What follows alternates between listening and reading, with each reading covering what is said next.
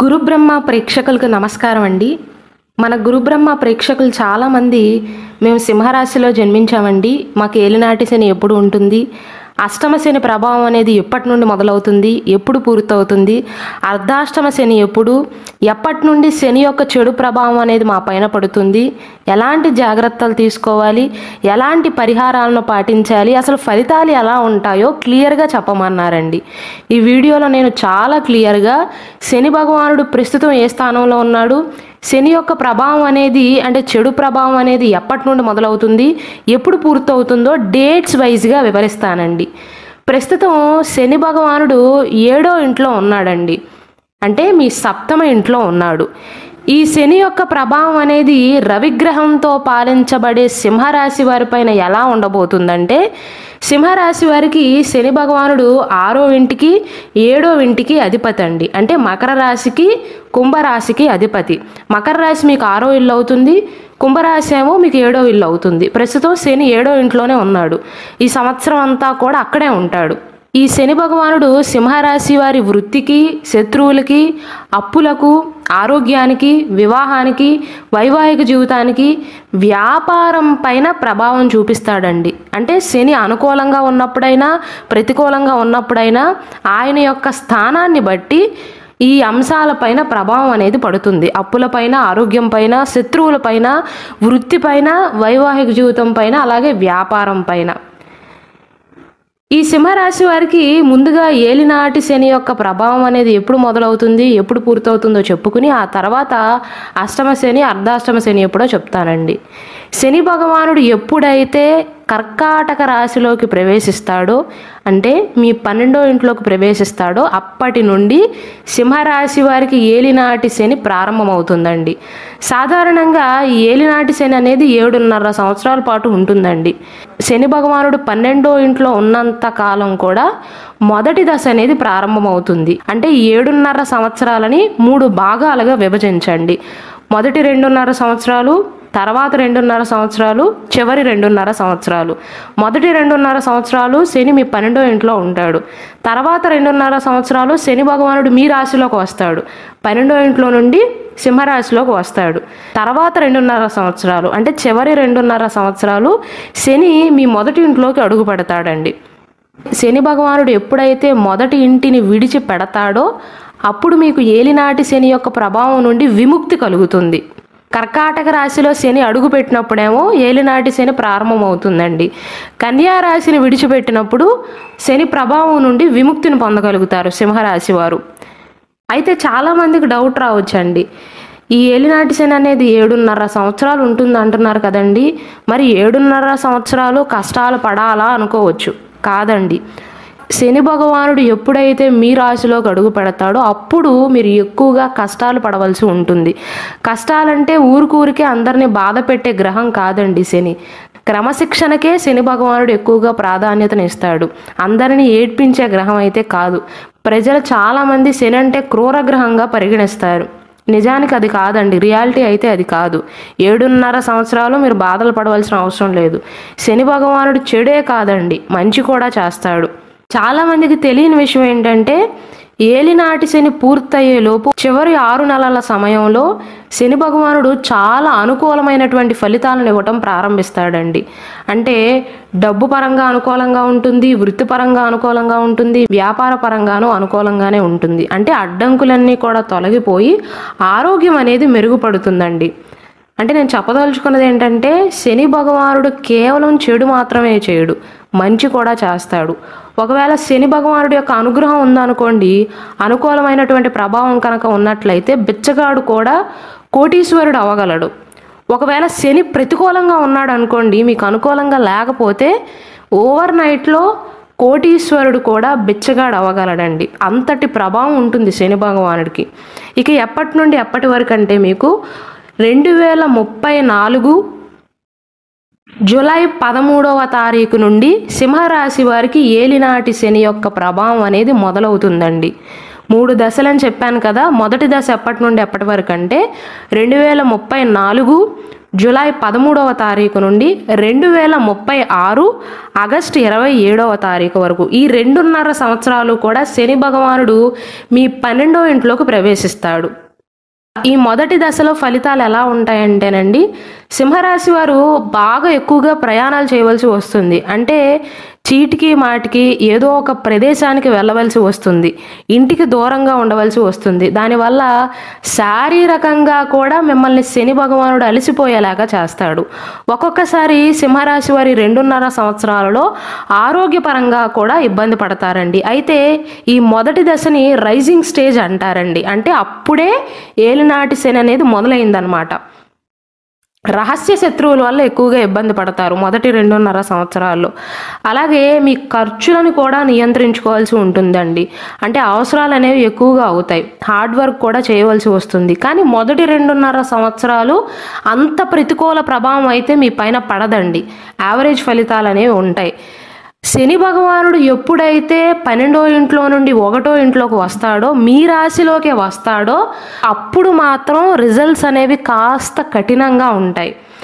ఈ 2వ దశని peak stage అంటారండి. ఎప్పటి నుండి మొదలవుతుందంటే 2036 ఆగస్టు 27వ తారీఖు నుండి 2038 అక్టోబర్ 22వ తారీఖు వరకు, మళ్ళీ 2039 ఏప్రిల్ 5వ తారీఖు నుండి 2039 జూలై 13వ తారీఖు వరకు. ఈ సమయంలో 2వ దశ అనేది కొనసాగుతుందండి. దీనినే పీక్ స్టేజ్ అంటారు.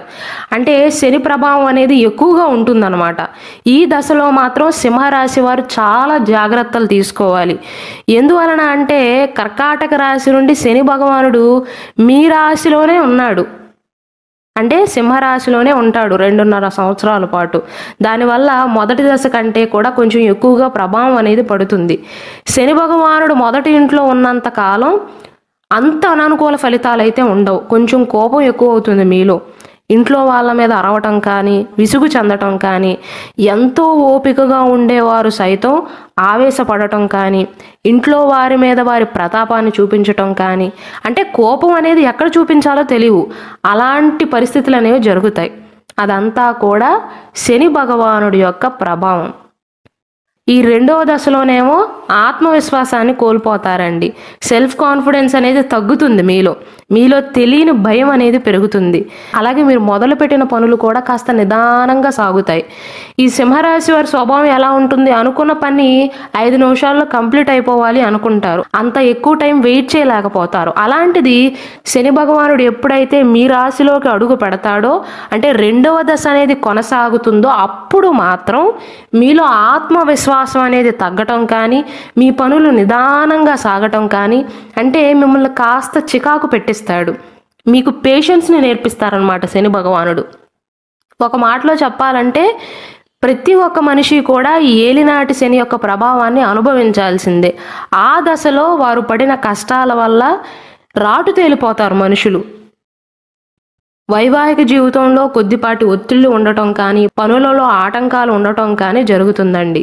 మొదలుపెట్టిన పనులు కూడా కాస్త లేటుగా అవుతాయి. అంటే ఎప్పుడూ గంట పట్టే పని ఆ సమయంలో శని ప్రభావం వల్ల గంటన్నర పని చేయాల్సి రావటం వల్ల సింహరాశి వారు కొద్దిగా ఒత్తిడి ఫీల్ అయ్యే అవకాశాలు ఎక్కువగా ఉంటాయి. అలాగే ఆరోగ్య సమస్యలను కూడా ఎదుర్కొంటారు. గృహంలో కూడా చిన్న చిన్న సమస్యలు అనేవి వస్తాయండి. అయితే మీరు గుర్తుంచుకోవాల్సింది ఏంటంటే అందరిపైన శని ప్రభావం అనేది పడదండి. న్యాయంగా సంపాదించే వారిని, న్యాయబద్ధంగా జీవితాన్ని కొనసాగిస్తున్న వారికి శని ఎప్పుడూ కూడా హాని కలిగించడండి. అయితే మీ పనులలో కొన్ని ఆటంకాలు కానీ, చిన్న చిన్న అనారోగ్య సమస్యలు కానీ, కొద్దిపాటి ఒత్తిడి కానీ ఉంటుంది. కానీ పూర్తిగా అననుకూలంగా అయితే ఉండదండి. ఎవరు భయపడాలంటే ఎవరైతే అడ్డదారులలో ధనాన్ని సంపాదిస్తున్నారో, ఎదుటివారి కన్నీటికి కారణమవుతున్నారో వారిని మాత్రం శని భగవానుడు ఖచ్చితంగా ఇబ్బందులకు గురి చేస్తాడండి. ఎందుకంటే శని భగవానుడు అంటేనే క్రమశిక్షణ, ఇన్స్టాంట్ కర్మ అంటారు, మీరు విన్నారో లేదో కానీ. వెంటనే మీరు చేసిన చెడుకి, గతంలో మీరు చేసిన చెడుకి ఈ సమయంలో మీ పైన పగ తీర్చుకుంటాడు. అంటే మీకు బుద్ధి వచ్చేలాగా చేస్తాడండి. కాబట్టి ఎవరైతే మంచి పనులు చేశారో, మంచి మార్గంలోనే జీవితాన్ని కొనసాగిస్తున్నారో వారిని శని భగవానుడు ఏమీ కూడా చేయడండి, మీకు హాని కలిగించడు. కాబట్టి అందరూ భయపడవలసిన అవసరమే లేదు. కేవలం కర్మ ఫలితాలను మాత్రమే అందిస్తాడు. చాలామంది అనుకుంటారు ఏలినాటి శని కాలంలో 7.5 సంవత్సరాల పాటు శని భగవానుడు కష్టాలు పెడతారు అనుకుంటారు. కానీ అది నిజం కాదండి. నిజానికి కర్మ ఫలితాలను మాత్రమే అందిస్తాడు. ధర్మంగా బ్రతికేవారు మాత్రం, న్యాయంగా బ్రతికేవారు మాత్రం అమ్మో ఏలినాటి శని అంట అని భయపడవలసిన అవసరమే లేదండి. మీ పనులు కాస్త లేటుగా పూర్తవుతాయేమో కానీ అంతకు మించి శని మీకు హాని కలిగించడు. కానీ అడ్డదారులు తొక్కేవారికి, వేరే వారికి హాని కలిగించాలి అని చూసేవారిని, క్రూయల్ మైండ్ ఉన్నవారిని, గతంలో అలాంటి పనులు ఎవరైతే చేశారో వారికి మాత్రం శని భగవానుడు ఏలినాటి శనంత కాలం కూడా బుద్ధి చెప్తాడండి. వారికి మాత్రం ఇది కష్టతరమైనటువంటి దశగా చెప్పవచ్చు. మొదటి దశలో పెద్దగా ప్రభావం ఉండదు, కానీ రెండవ దశలో తర్వాత 2.5 సంవత్సరాలు మాత్రం శని భగవానుడి యొక్క ప్రభావం అనేది ఎక్కువగా ఉంటుందండి. ఎందువలన అంటే మీ రాశిలోనే ఉంటాడు శని భగవానుడు, మీ నెత్తిపైనే ఉంటాడు. కాబట్టి రెండవ దశ అనేది చాలా కష్టతరమైనది. మానసికంగా ఇబ్బంది పడతాడు, శారీరకంగా కాదు. మొదటి దశలోనేమో శారీరకంగా అలసిపోతారు, ఎక్కువగా హార్డ్ వర్క్ చేయవలసి రావటం కానీ, ప్రయాణాలు చేయవలసి రావటం కానీ ఇలాంటివి జరుగుతాయి. కానీ రెండవ దశలో అయితే మనసు పైన ప్రభావం చూపుతాడండి. రోగనిరోధక శక్తి పైన కూడా బలంగా పడుతుంది శని భగవానుడి యొక్క ప్రభావం అనేది. కాబట్టి రెండవ దశలో మాత్రం వ్యాయామం చేయటం, నాకేం అవదలే అనుకోకుండా ఆరోగ్యం పైన తగిన జాగ్రత్తలు తీసుకున్న వారికి మాత్రమే రెండవ దశ అనేది అనుకూలంగా ఉంటుందండి. అంటే ఆరోగ్యాన్ని జాగ్రత్తగా కాపాడుకోవాలి, లేకపోతే దీర్ఘకాలిక వ్యాధుల బారిన పడవచ్చు. ఇక మూడవ దశ ఎప్పుడంటే, ఈ మూడవ దశని సెట్టింగ్ ఫేజ్ అంటారండి. అంటే శని భగవానుడు మిమ్మల్ని విడిచిపెట్టి వెళ్ళిపోయే సమయం.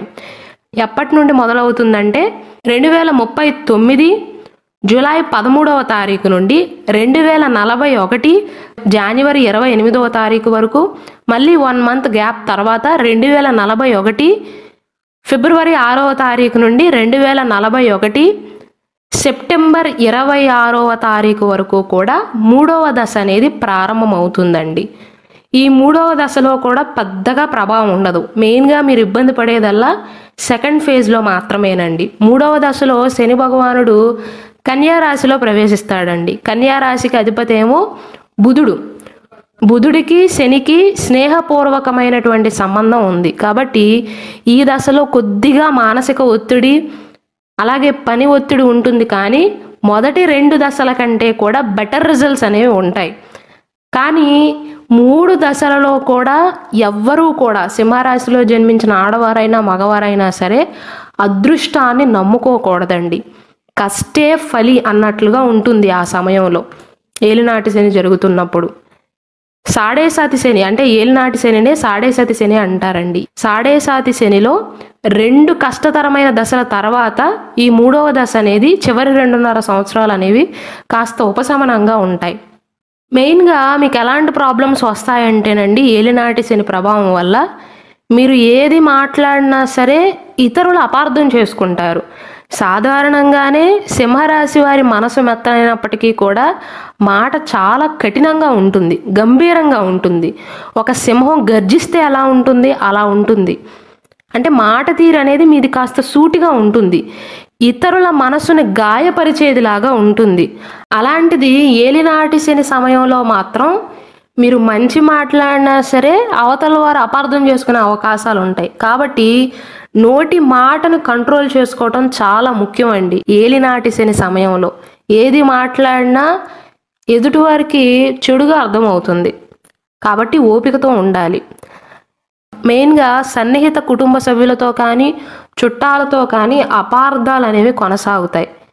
ఏలినాటి శని గురించి అన్నీ నెగిటివ్గానే చెప్తున్నారండి, పాజిటివ్స్ ఏమీ లేవా అనుకోవచ్చు. ఉన్నాయండి, ఎందుకు లేవు? ఏలినాటి శని సమయంలోనే మీ కళ్ళు అనేవి తెరుచుకుంటాయి. అంటే కనువిప్పు కలుగుతుందండి. ఎవరు మంచివారు, ఇప్పటి వరకు మిమ్మల్ని ఎవరు మోసం చేశారు, ఎవరు మాస్క్ వేసుకుని తిరుగుతున్నారు, అంటే నిజస్వరూపాన్ని లోపలే దాచుకుని బయటికి నవ్వుతున్నట్లుగా కనిపిస్తున్నారు, ఇలాంటి వారు ఎవరున్నారు, మీ ఆత్మీయులు ఎవరు, మీ రహస్య శత్రువులు ఎవరో ఏలినాటి శని సమయంలోనే అందరూ తెలుసుకోగలుగుతారండి. అయితే వీడియో స్టార్టింగ్లో నేను చెప్పినట్లుగా ఏలినాటి శని పూర్తయ్యే 6 నెలల ముందు శని భగవానుడు అప్పటి వరకు మీరు పడిన కష్టానికి మీరు అనుకోని విధంగా జాక్ పాట్ని ఇచ్చి వెళ్తాడు, అంటే అదృష్టాన్ని కలిగిస్తాడు. చాలామందికి ఏలినాటి శని సమయంలో ఎంత ట్రై చేసినా ఉద్యోగాలు రావు. కానీ చివరి 6 నెలల సమయంలో కొద్దిపాటి ఎఫర్ట్తోనే మంచి మంచి ఉద్యోగాలలో వారు అనుకోని ఉద్యోగాలలో, అంటే నేను ఈ ఉద్యోగాల్లో స్థిరపడతాను అని అనుకోలేదు అన్నట్లుగా మంచి ఉద్యోగాలలో స్థిరపడే అవకాశాలు ఉంటాయి. అంటే చివరి 6 నెలల సమయం అనేది విపరీతమైనటువంటి అదృష్టాన్ని కలిగిస్తాడు. అంటే స్టార్టింగ్లో కాస్త క్రమశిక్షణలో పెడతాడు, చివరిలో మాత్రం కాస్త లీనియన్స్ ఉంటుందండి. అయితే ఏలినాటి శని సమయంలో ఎలాంటి పరిహారాలను పాటించాలి అని చాలామంది అడుగుతున్నారండి. మెయిన్గా కాకులకు, ఆవులకు ఆహారాన్ని అందించాలండి. అలాగే చాలామంది ఏం నమ్ముతారంటే నల్ల కాకితో పాటుగా నల్ల కుక్క కూడా శని భగవానుడి యొక్క వాహనంగా పరిగణిస్తారండి. కాబట్టి పొరపాటున కూడా ఏలినాటి శని సమయంలో కానీ, శనివారం రోజున కానీ నల్ల కాకికి కానీ, నల్ల కుక్కకి కానీ హాని కలిగించకూడదండి. శని భగవానుడి యొక్క ఆగ్రహానికి గురవుతారు. అలాగే అవసరమైన వారికి బట్టలను దానంగా ఇవ్వండి. వీలైనట్లయితే నలుపు రంగులో ఉన్న బట్టలను దానంగా ఇవ్వండి. ప్రతి శనివారం రోజు కానీ లేదా మంగళవారం నాడు సాయంత్రం హనుమాన్ చాలీసాని పఠించటం కానీ, లేదా దగ్గరలో ఉన్న ఆంజనేయ స్వామి వారి గుడికి వెళ్ళటం కానీ, ఇనుము లేదా నల్ల నువ్వులను దానంగా ఇవ్వటం కానీ చెయ్యాలి. ఇలాంటి చిన్న చిన్న పరిహారాలను కనుక పాటించినట్లయితే ఏలినాటి శని యొక్క ప్రభావం అనేది తగ్గుతుందండి. అయితే సింహరాశి వారికి అష్టమ శని ఎప్పుడంటే శని భగవానుడు ఎప్పుడైతే మీ 8వ ఇంట్లోకి అడుగు పెడతాడో అప్పటి నుండి మీకు అష్టమ శని అనేది ప్రారంభమవుతుందండి. వచ్చే సంవత్సరమే, ప్రస్తుతం శని భగవానుడు 7వ ఇంట్లో ఉన్నాడు, కుంభరాశిలో ఉన్నాడు. 2025 మార్చి 29వ తారీఖున కుంభరాశి నుండి మీనరాశిలోకి వెళ్తాడండి. మీనరాశి అనేది మీకు 8వ ఇల్లు అవుతుంది. అప్పటి నుండి మీకు అష్టమ శని యొక్క ప్రభావం అనేది మొదలవుతుందండి. 2025 మార్చి 29వ తారీఖు నుండి 2027 జూన్ 3వ తారీఖు వరకు, మళ్ళీ 2027 అక్టోబర్ 20వ తారీఖు నుండి 2028 ఫిబ్రవరి 23వ తారీఖు వరకు ఈ సమయంలో అష్టమ శని యొక్క ప్రభావం అనేది సింహరాశి వారి పైన పడుతుందండి. ఈ సమయంలో కూడా మీకు ఖర్చులు అనేవి ఎక్కువగా ఉంటాయి, ఆరోగ్య సమస్యలు వస్తాయి. అలాగే పనుల విషయంలో కూడా చిన్న చిన్న అడ్డంకులు వచ్చే అవకాశాలు ఉంటాయి. ఈ సమయంలో కూడా సింహరాశి వారు జాగ్రత్తలను తీసుకోవాలండి. 2025 మార్చి 29వ తారీఖు నుండేమో మీకు అష్టమ శని యొక్క ప్రభావం అనేది మొదలవుతుంది. ఏలినాటి శని యొక్క ప్రభావం ఎప్పుడంటే 2034 నుండి అండి. ఇంకా 10 సంవత్సరాలు ఉంది. కాబట్టి ఇప్పటి నుండే భయపడవలసిన అవసరం లేదు, జాగ్రత్త పడతారని మాత్రమే చెప్తున్నాను. 2034 జూలై 13వ తారీఖు నుండి ఏలినాటి శని యొక్క ప్రభావం అనేది సింహరాశి వారికి మొదలవుతుంది.